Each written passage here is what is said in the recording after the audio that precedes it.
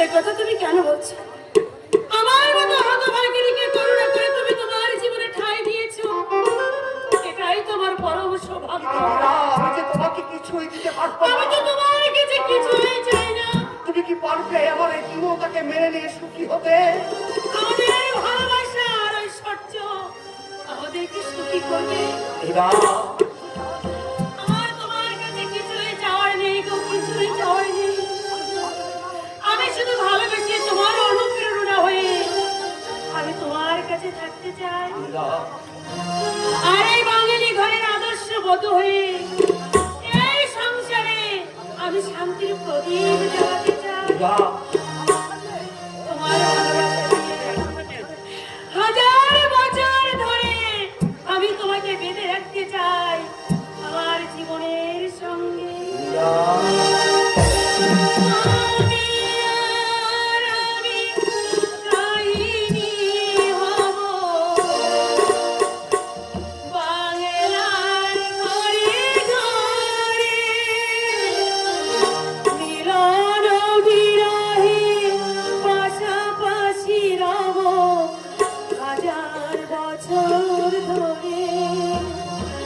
হাজার বছর ধরে আমি তোমাকে হারালে অবিরামে দু চোখে বরস, দু চোখে বরস। তুমি সুতোয় বেঁধেছ শাপলার ফুল, নাকি তোমার মন? তুমি সুতোয় বেঁধেছ শাপলার ফুল, নাকি তোমার মন? আমি জীবন বেঁধেছি, মরণ বেঁধেছি, ভালোবেসে সারাক্ষণ, ভালোবেসে সারাক্ষণ। তুমি সুতোয় বেঁধেছ শাপলার ফুল, নাকি তোমার মন?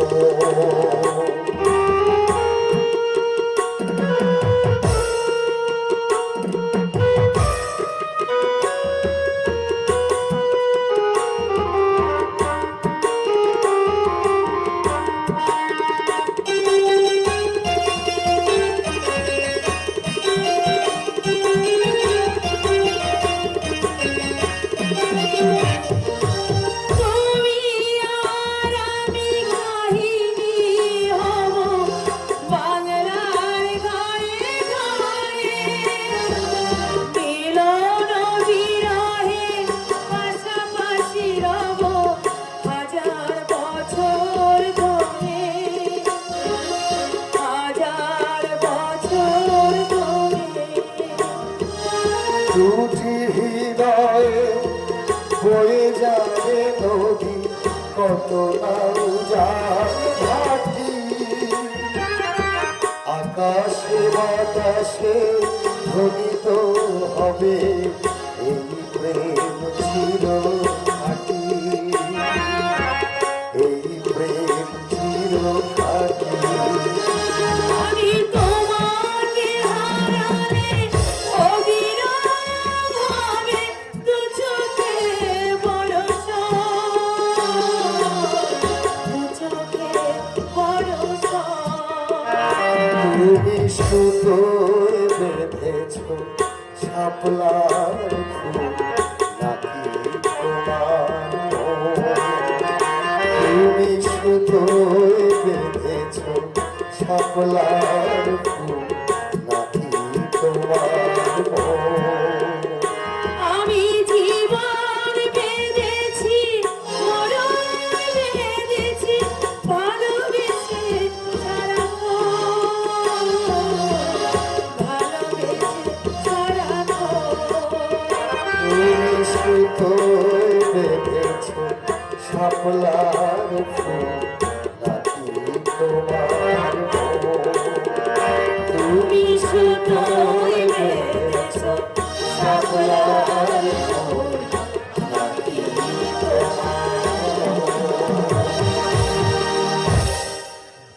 কি দুঃখ, হতাশা, ব্যর্থতার সাগর পাড়ি দিয়ে অবশেষে বিয়ে হলো কৌশিক এবং মীরা।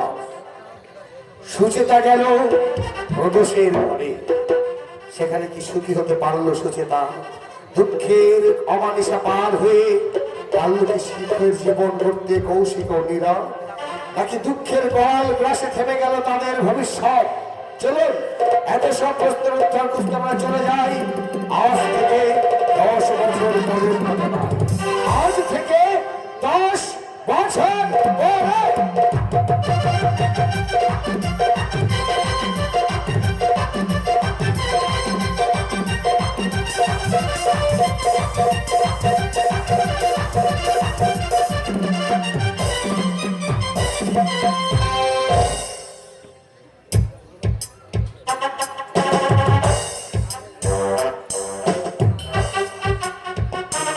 সাবাস বন্ধু, তোমার দৌলতে চোর বলে যায় সাধু, খনি পায় খালাস, আর মানুষ হয় জানোয়ার।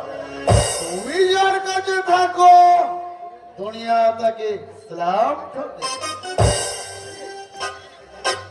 একই মাননীয় মহিলা দীর্ঘদিন বাদে ওটাতে পথ ভুলে আমার পক্ষে ফরমাইয়ে নয়া কালিয়ে কেটে নির্লজ্জতার একটা সীমা থাকা দরকার। প্রচুর মাহবে কি যে বিবি সাহেবা বলেন, বলুন এগুলো এর কাছে কি উদ্দেশ্য? মাথা উপরটা হলে ওই রাস্তায় গিয়ে করো, 10 জনের বাহবা দেবে। 10 জনের বাবার প্রয়োজন নেই, তোমার একার বাবা পেলে আমি সন্তুষ্ট। এই 10 বছর ধরে আমি তোমার অনেক কুকীর্তির কথা শুনেছি, কোনোদিন কোনো প্রতিবাদ করতে আসিনি। শুধু আমার বাবার মনোনীত মাত্রে আমার সাথে হবে ভেবে। আর নতুন কিছু শুনেছেন কি? হ্যাঁ শুনেছি। বলুন। এগুলো কার? আমার রচয়িতার নাম প্রদোষ চৌধুরী। কেন? ওই লিখেছে প্রদেশ চৌধুরীর নাম, আমি কেন জানি? তুমি লিখেছ মিথ্যাবাদী প্রবঞ্চক কৌশিকের রচনা চুরি করে নিজের নামে প্রকাশ করতে তোমার বিবেকে একটু বাঁধলো না? ও তাই বলো, তুমি এসেছো প্রেমিকের জন্য আমার কাছে এই বিয়ার চাইতে। তাই এসেছি। এই বইগুলো রচয়িতা যে তোমার প্রণয়ী কৌশিক সেন, তার কোনো প্রমাণ আছে? আছে কি প্রমাণ? প্রমাণ আমি। এই বইগুলোর প্রত্যেকটি ছন্দের সঙ্গে আমি পরিচিত।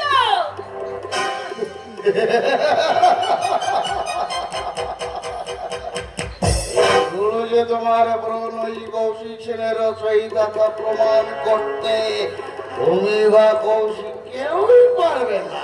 অতএব এ নিয়ে আর মাতামাতি করো না। কথাটা বলতে তোমার একটু লজ্জা হলো না? লজ্জা? লজ্জাটা আমার বরাবরই কম। আমার কোনো কথা আছে? আছে। আপনি বলো। এই উপন্যাসের চিত্র সত্য তুমি বিক্রি করেছো কেন? চিত্র নির্মাতাদের কাছ থেকে মোটা মোটা অঙ্কের টাকা বেশি বলে। ছি, এত নীচ, এত অমানুষ তুমি। এই তো জগতের নিয়ম প্রিয়তমা, একজনকে বাকি না দিলে আরেকজনকে পড়াতে পারে। তুমি যে আমার স্বামী, কথাটা ভাবতেও আমার ঘৃণা হচ্ছে। বিনার কিছু নেই, আমি তোমার স্বামীর ভূমিকায় অভিনয় করছি মাত্র। তোমার আসল স্বামী তো ওই কৌশিক সেন। হৃদয় জুড়ে আজ কৌশিকের ছবি বিরাজ করছে। কে বললো তোমাকে? নিজের অন্তরকে জিজ্ঞাসা করে দেখো, তবে ঘাবড়াবার কিছু নেই। আমি তোমার কাছে পতিত্বের দাবি কোনোদিনই করিনি, আর ভবিষ্যতে করব না।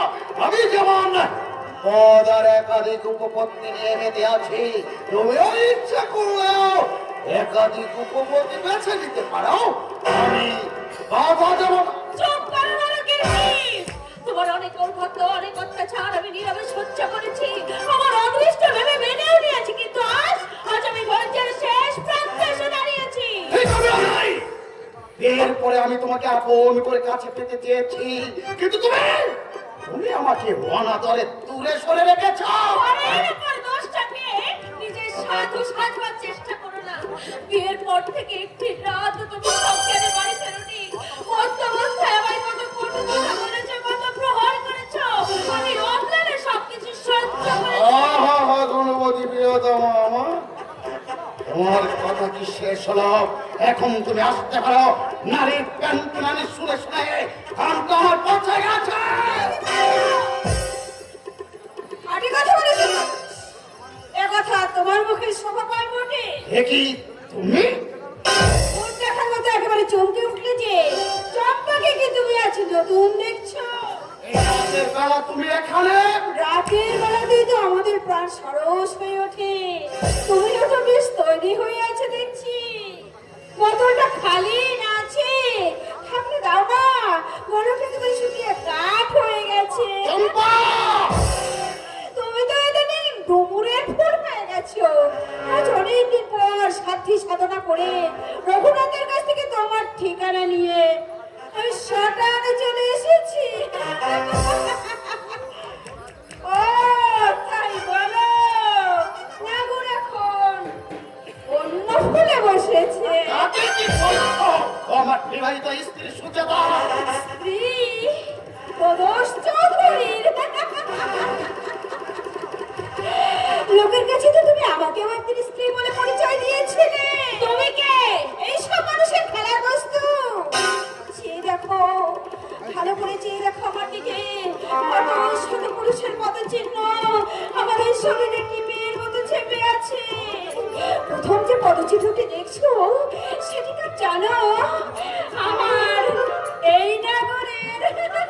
বলে যাও এখান থেকে। ও যাবে না, ওর কথা আমি শুনতে চাই। প্রদোষ চৌধুরী তোমাকে যখন স্ত্রী বলে পরিচয় দিয়েছে তখন সেদিনের আর বেশি দেরি নেই। সেদিন তুমিও এমনি করে আমার মতো সিগারেট টানতে টানতে মদ খেয়ে টলতে টলতে এসে হাজির হবে। আমার ঠাকুরের এ বিষয়ে খুব হাত চেঁচেছে। চম্পা! কেন এসেছো এখানে? আমার বেরসিকের মতো কথা বলছো কেন বন্ধু? আমার কথার উত্তর দাও। বলো, কেন এসেছো? আমরা মধুমক্ষিকা, মধু যেখানে আমরাও সেখানে। আজ তুমি কত বড় সাহিত্যিক, সারা দেশ জুড়ে তোমার নাম। তোমার উপন্যাস নিয়ে সিনেমা হচ্ছে। চম্পা! দাও আমার একটা সুযোগ করে দাও। তোমার মনে আছে 10 বছর আগে তুমি দিতে চেয়েছিলে, কিন্তু বিয়ে তোমাকে হাতছাড়া করতে তোমার মন চাইলো না। তাই তাই আমাকে বিয়ের প্রতিশ্রুতি দিয়ে তুমি আমার নারীত্ব কেড়ে নিলে। তাতে তোমার শান্তি হলো না, একেবারে পাকাপাকি ভাবে স্থান করে দিলে ওই কলিকালয়ে। চম্পা! সত্যি প্রদোষ, তুমি আমাকে কত ভালোবাসো। আর অনুমতি নিয়ে তুমি বাড়িতে ঢুকেছ? জানো এক বাড়ির একটা মর্যাদা আছে। মর্যাদা বুঝি আমার নেই? ছলনায় প্রতারণায় তুমি আমার নারীত্ব কেড়ে নিয়েছ। আবার আবার তুমি মর্যাদা দেখাচ্ছ। আমার বুঝি সংসারের স্বপ্ন ছিল না? স্বামী পুত্রের প্রেম আর ভালোবাসা পেতে আমার নারী মন বুঝি উন্মুখ হয়েছিল না? সৎ শান্ত জীবনের দাবি নিয়ে আমি বুঝি এই পৃথিবীতে আসিনি। খবরদার! বীরপুরুষ চমৎকার, অন্যায় করবে আবার চোখও লাগাবে। ওর ব্যাপারে তুমি নাক গলাতে এসো না। আসবো, হাজার বার আসবো, যেহেতু আমিও একজন নারী। জবাব দাও, জবাব দাও বলছি। একের পর এক নারীর জীবন নিয়ে ছিনিমিনি খেলার অধিকার তোমায় কে দিয়েছে? সুচেতা!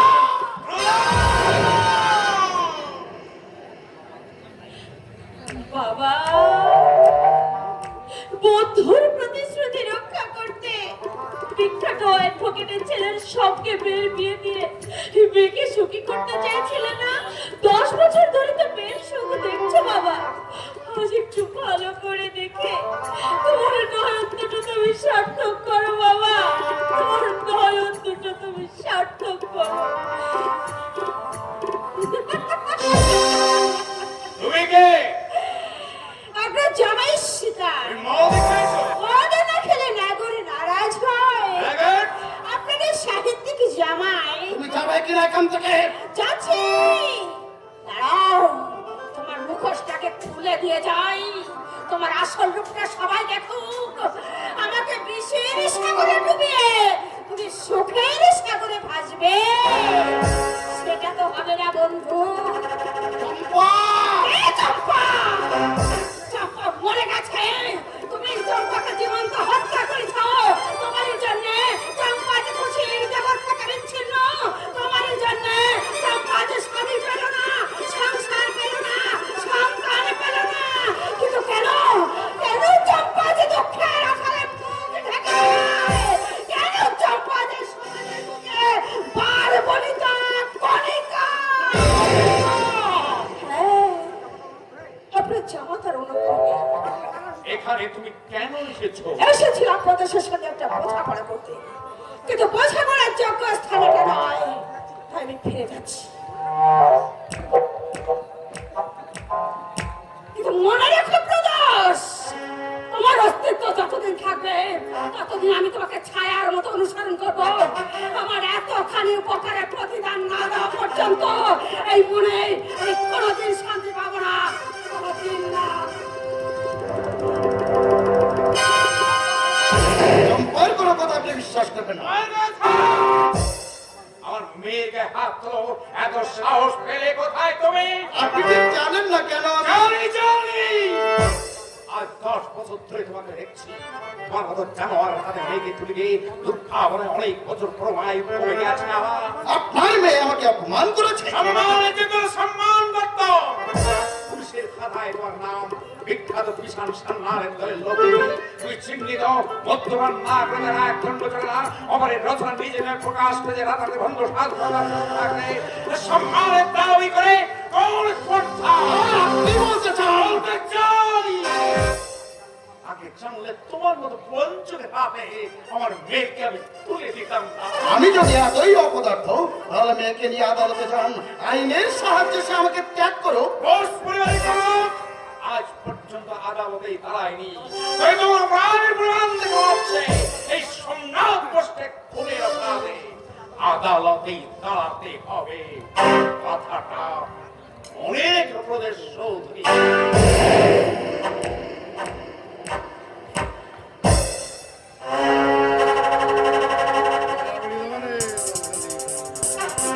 সোমনাথ,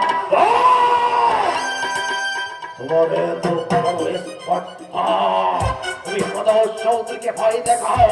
প্রদোষ চৌধুরীর এক দুষ্কৃতে তুমি সব হয়ে পড়বে, সব হয়ে পড়বে। সুধী ভক্তবৃন্দ, আপনাদের উদ্দেশ্যে বলছি, যাদের মায়ের ওখানে মানসিক আছে তারা মন্দিরে চলে যান। যাদের মায়ের কাছে মানসিক করা আছে তারা মন্দিরে চলে যান।